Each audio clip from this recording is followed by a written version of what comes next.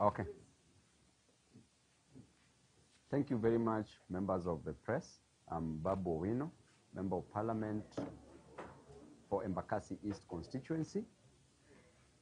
Today, I want to comment about the hostile takeover of certain functions and the key functions of the county government of Nairobi, which were transferred from the county government to the national government.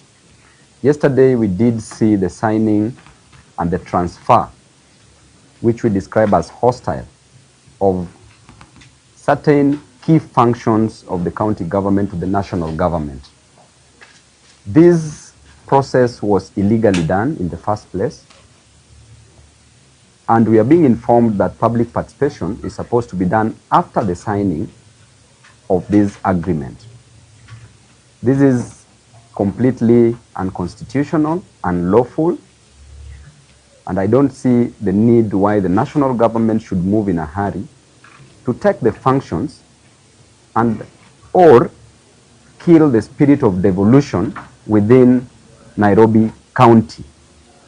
The governor, in his wisdom or lack of the same, did agree to transfer his responsibilities, which were bestowed on him by Nairobians who woke up very early in the morning, Nairobians who trusted that their roads could be done by the governor and has since then not been done, Nairobians who trusted that drainage could be fixed by the governor and has since not been fixed, Nairobians who believed that there will be no rationing of water in Nairobi and there will be sufficient supply of clean water and affordable water to Nairobi residents.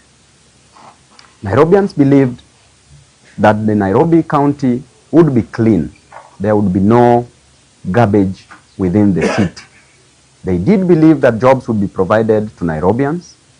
They did believe that health facilities would work and the medics, the staff, would be paid well. Nairobians also believed that they could have low cost of living as opposed to what we are experiencing currently. What did we see? Nairobians trusted the wrong person, gave power, gave responsibility to a person who was not qualified for the job. That is Governor Sakaja. He's become a disappointment.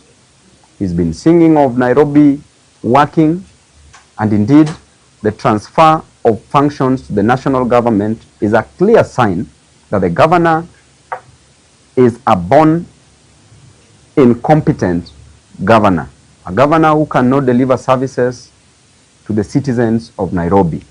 So Nairobi is at a great loss, and we are mourning, deeply mourning, we are grieving the transfer of functions from the county government to the national government. We are mourning the fact that the government has disappointed Nairobians. When you go to Mama Lucy Hospital, you get a death trap in the name of a hospital. No drugs within the hospital. There's a lot of negligent activities occurring at Mama Lucy. Our mothers being treated disrespectfully. No respect at all. Our mothers are delivering on the floors. Doctors are not paid. Medics, nurses are not paid. Services are not run there. And it is a shame.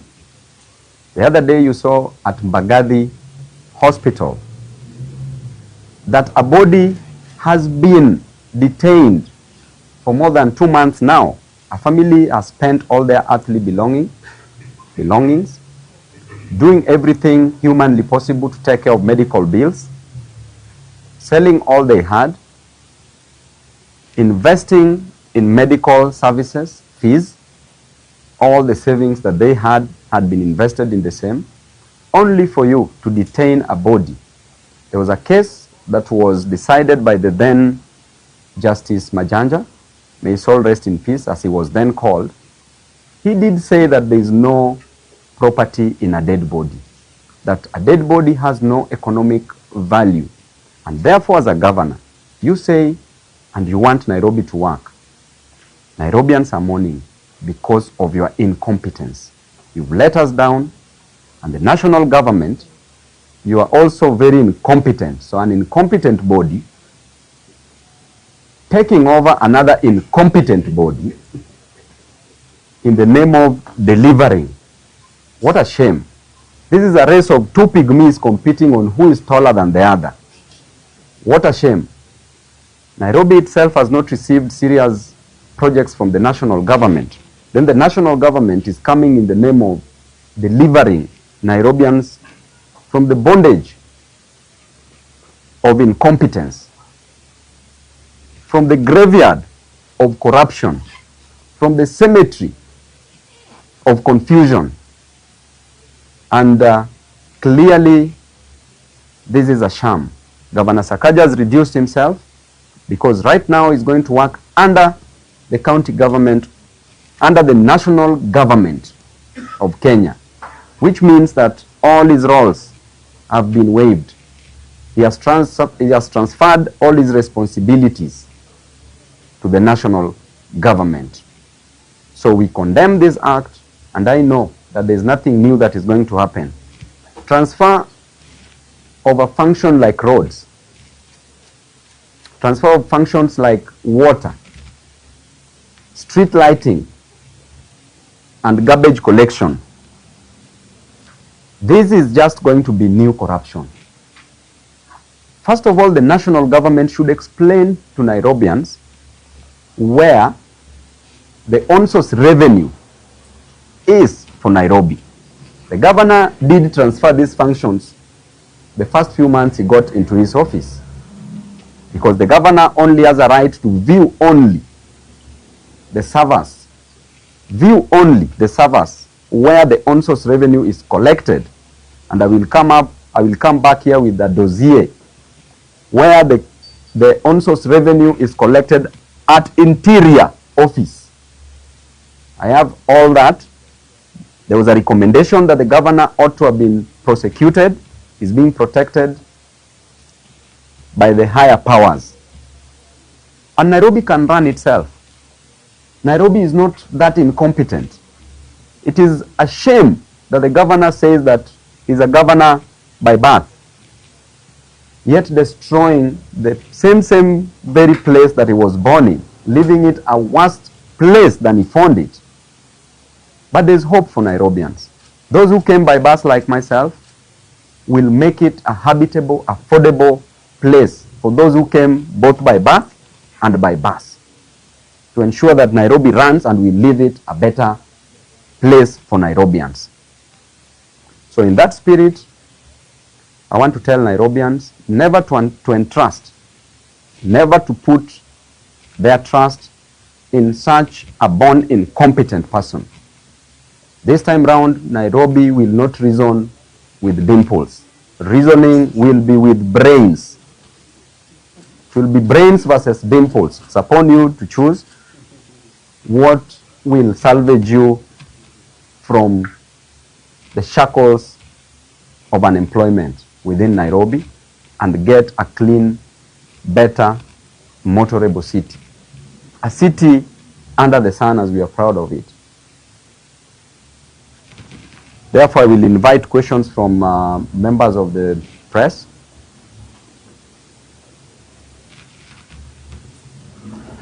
Maybe a question. What would be your take with regard to the representation of the steering committee, whereby we have some cabinet secretaries, majority from the national government versus the ones from the county government? What would be your take on that? First of all, Mr. Leto, that's a very intelligent question, because you clearly know the answer of what is going to happen, because 2/3 of these members of the committee are going to come from the coming from the national government. That means that 8 out of 12 of them are from the national government under the leadership of the Prime Cabinet Secretary. It means that the governor will be relegated into a secretary of this committee. not even a deputy governor. So I don't even know the role of a deputy governor, what is going to perform in that committee, if he will be included.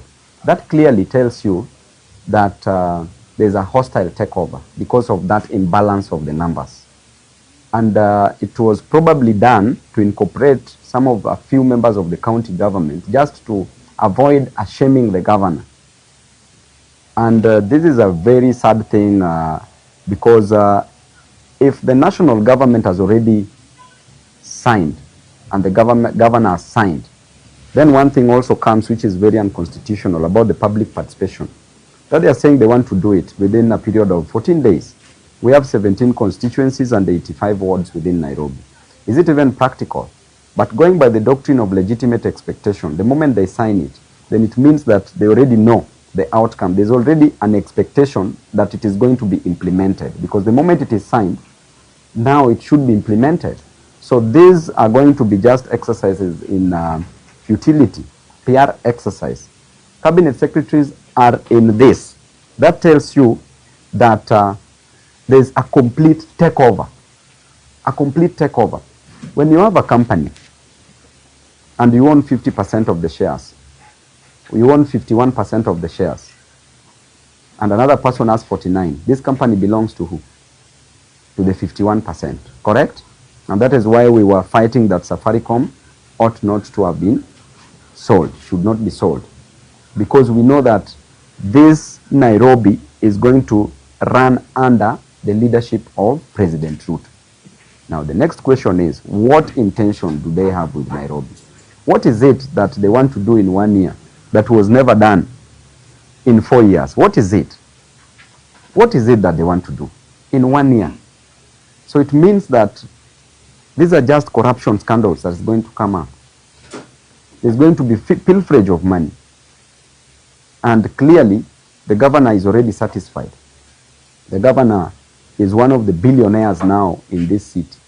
It's quite unfortunate that he's a governor and he has created a billionaire in himself instead of creating several millionaires within Nairobi County. Yes. Ndio. Kwanza, rais anasisitiza kwa sasa anazungumza ile alipo, anasema kwamba hawajachukua kaunti ya Nairobi, kwamba wameshirikiana tu katika kufanikisha majukumu ya kaunti ya Nairobi. Sijui maoni yako yepi kuhusiana na hilo. Pili, kuna hili swala la uwajibikaji. Iwapo serikali ya kitaifa inatoa shilingi bilioni 80 kwa serikali kwa kaunti ya Nairobi, je, vipi uwajibikaji utafanyika? Utafanywa na bunge la kitaifa ama seneti ama kaunti? It becomes a problem if I... Yes.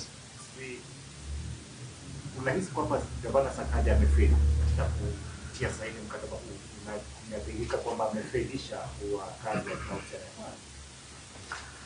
Jambo la kwanza, in the spirit of devolution, tunaambiwa ya kwamba hii mambo ya devolution rais mwenyewe anaiua, kwa sababu Nairobi as a capital city that controls a very large percentage of our economy. The president is now assuming the roles of a governor. So we have a president of the Republic of Kenya in Ruto. Then we have a governor of Nairobi, now is President Ruto, not Sakaja. That clearly tells you that the spirit of devolution has been destroyed. So therefore the next question is, nani anafaa keep checks and balances in terms of even auditing ya county? Because now it is partly the function inafaa iwe ya Senate. But now kuna national government that comes in. So which committees should they be subjected to within Parliament? That is the National Assembly and the Senate. So there's a lot of confusion, and that is why I'm telling you, in this scandal where these people wanataka wakule pesa za wana Nairobi, kwa sababu hawataki hata wawe audited. There's no auditing. Jambo nyingine, president anasema ya kwamba, anasema hajachukua Nairobi. The moment aliita governor, wakakubaliana na wakaforma committee. Hii ni a new NMS.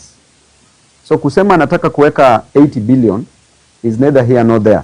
Kwa sababu the county government of Nairobi in itself iko na debt close to around approximately 121 billion Kenya shillings, ya pending bills. These pending bills, you remember we were told that national government was supposed to pay it because NMS are the ones who did this. But they did it on behalf of the county, which means that the county also ought to have come in because these were functions of the county government. So this clearly tells you that if 121 billion cannot be paid, are they going to avail the 80 billion to do this job? And up to now, the last 4 years, 80 billion was not availed for Nairobians to do something. Are they going to work on it? Let me tell you, problem like water challenge, the national government, together with the county government, needs a total of only 100 billion Kenya shillings. And every Nairobian will receive water on a daily basis from Monday to Sunday by constructing more dams, around 2 to 3 dams. We only need close to around 100 billion. And we solve this water challenge permanently. And that 100 billion can come from the county government and the national government. County government alone, according to the recent World Bank report, clearly states that county government should be having an on-source revenue of close to around 67 billion Kenya shillings. Out of that, 37 billion is coming from these billboards and the billboards advertisement, sorry. So 37 billion. So which means that if a governor is competent enough, should be collecting 67 billion. Then with an additional of approximately over 20 billion from the national government, that's 87 billion Kenya shillings. But what do we always declare? We have a budget of 43 billion Kenya shillings annually. The governor has never reached even a collection. We've never implemented this budget fully because every time the government is boasting of having collected 12 billion, that is what he declares. Meanwhile, he has only a right of viewing only. So it means that the fact that he agreed that he should be viewing means that there's money that he gets from the back door. Okay? So this Nairobi is a graveyard of corruption. All these things which are being introduced is just about corruption. We've been told these things severally. We've been told that jobs will be given to the youth. We've been told that a mama mboga will graduate from selling a mboga to owning a supermarket. We've been told that a boda boda rider will graduate from having a boda boda to having matatus. We've never seen these things happening. Now you are being told again that 80 billion will be availed for Nairobians. Meanwhile, in only one financial year, Nairobi should be run on 87 billion Kenya shillings. So that is even an understatement, which means that they are collecting so much money that they are not declaring.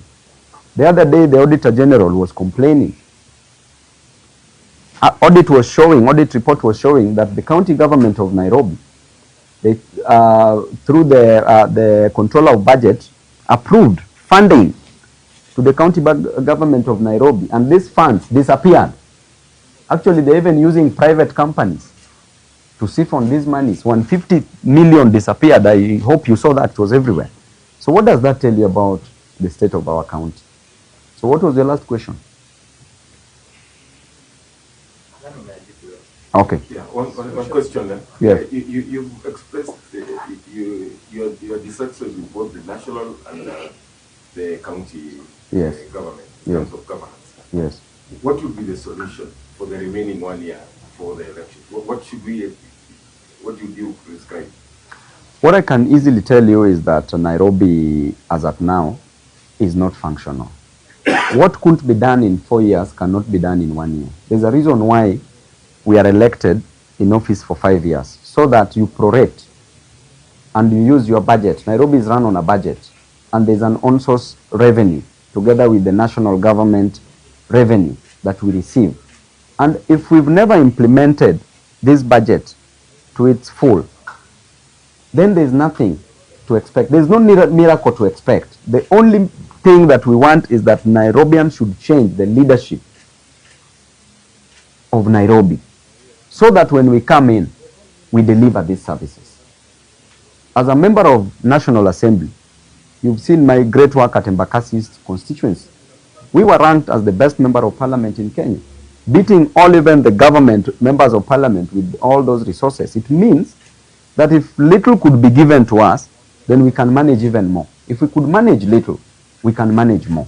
And we just want an opportunity where we can help majority of Nairobians get services. We want to create an enabling environment for even Nairobians to do business. This idea of making these licenses too expensive, exorbitant, for no reason. You are even getting little revenue.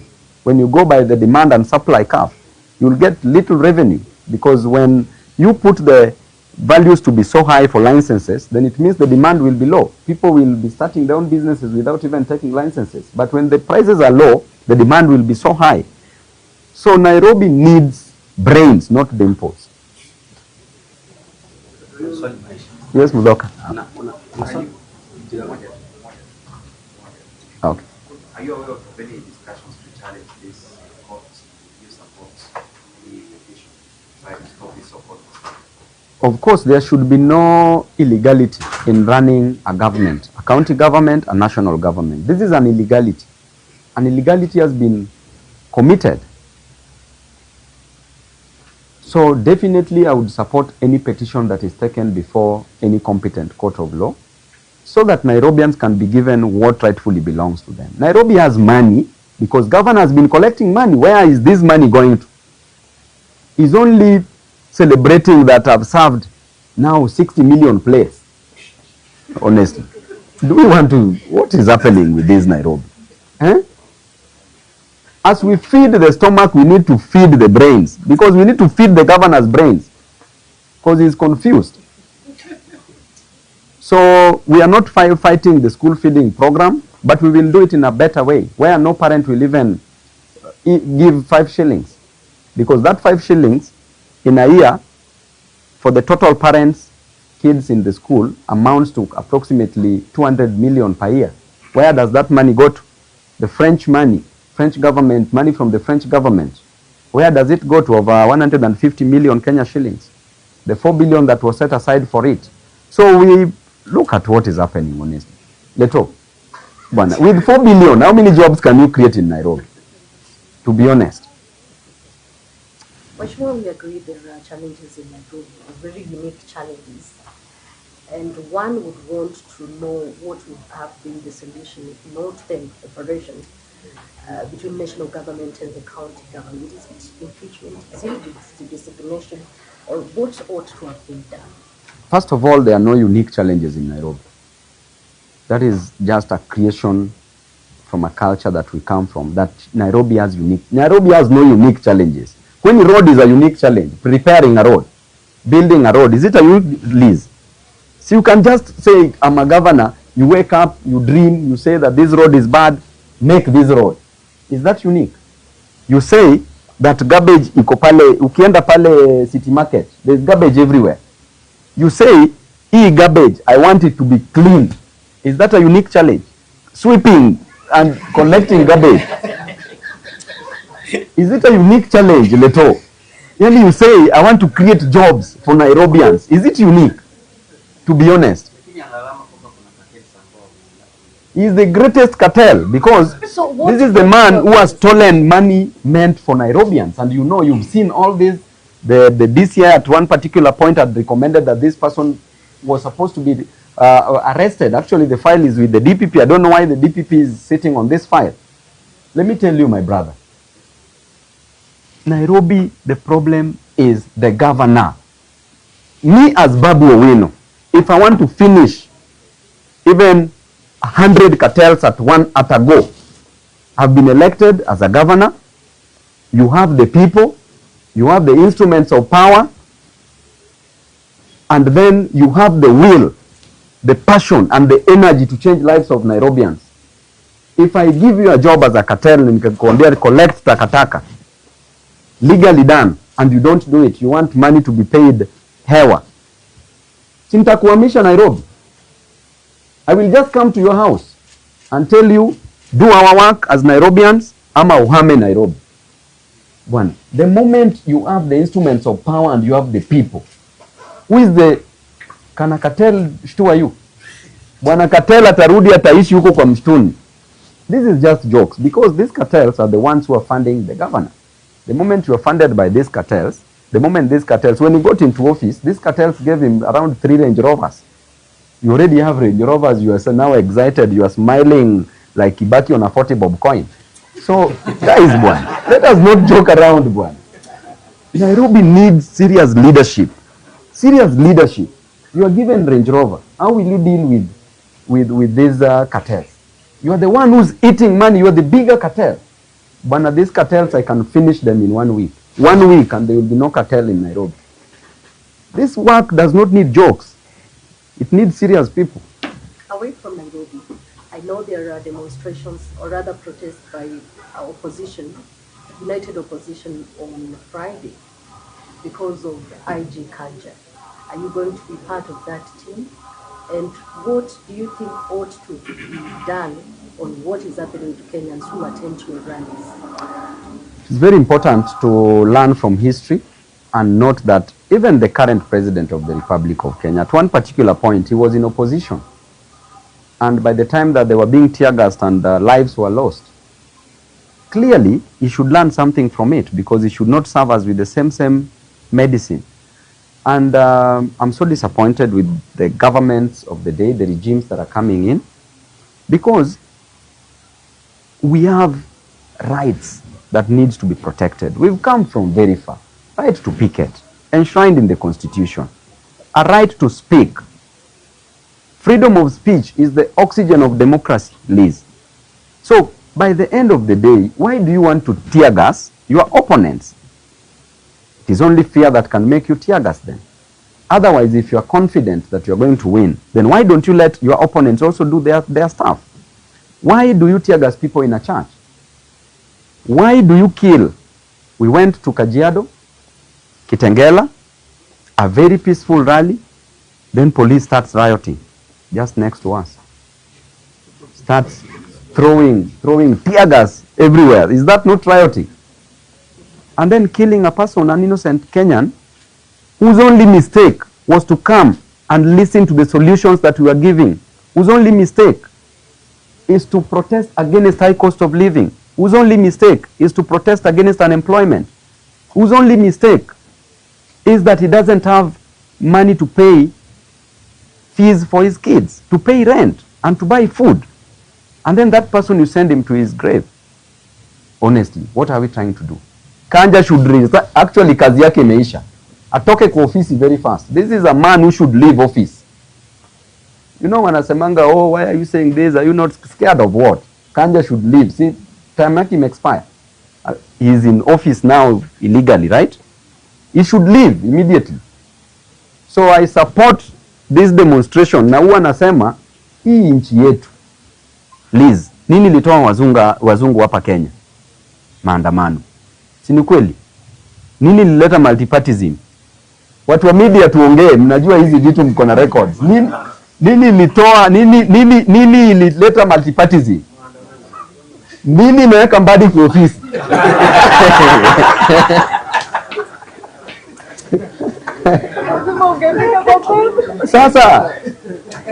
Sasa hata Ruto mwenyewe alienda maandamano. Si ni kweli? So mambo yangu naenda kupanga. Of course mimi ni king of maandamano, my brother. Hakuna maandamano yote nimewahi fanyika hii Nairobi yenye sijawahi organize. So which means I'm always at the forefront. Sindio? I'm always the organizer. Which party are you likely to run on now that I think that is tomorrow's problem. We will solve it tomorrow. Today's problem is talk about Nairobi County and maandamano. Yeah. Kuna kitu jana gavana kwenye hotuba yake alimention akasema kwamba the last time such a document was signed, and you know whom he was referring to. Yeah, there's a very important question here. Yes. So in his speech he said the last time such a document was signed, of course you know alikuwa na refer kwa nani, lakini yeye jana akasema walikunywa chai wakazungumza wakajadiliana. Unafikiri labda alikuwa chini ya himaya ya ushauri wa mtu fulani ambayo hakuwa na option? Njia pekee ilikuwa ni wakubaliane kuweka huo mkataba. You know, for the county government to notice, an incompetent national government to notice that the governor of Nairobi is incompetent, it means that indeed the county government is incompetent. right? So the idea of signing is coming as a result of trying to help Sakaja from these challenges because he's already incompetent. He can't deliver. A person who signs, it doesn't matter where you sign it, on a tree, under the bed, in your own house, and you present it to State House, or hiding, you've signed it, meaning that you've already said that this work is too heavy, I can't manage it, and therefore help me manage. Ona wamepatia hata prime cabinet. Look at people the way they are incompetent. Ati ndio sasa watakuwa governors wa Nairobi. Honestly, we are joking, my brother. I think we are joking. Nairobians, Kenyans, please, as you are going to elect your leaders, look at these leaders well. Don't just elect leaders because time has come for you to eat. Elect leaders who are going to work for you. Get to know how did these leaders perform from before. You will know. And based on that, do not bring back leaders who are not competent because you are joking around with your own future. Tumemaliza? Asanteni sana.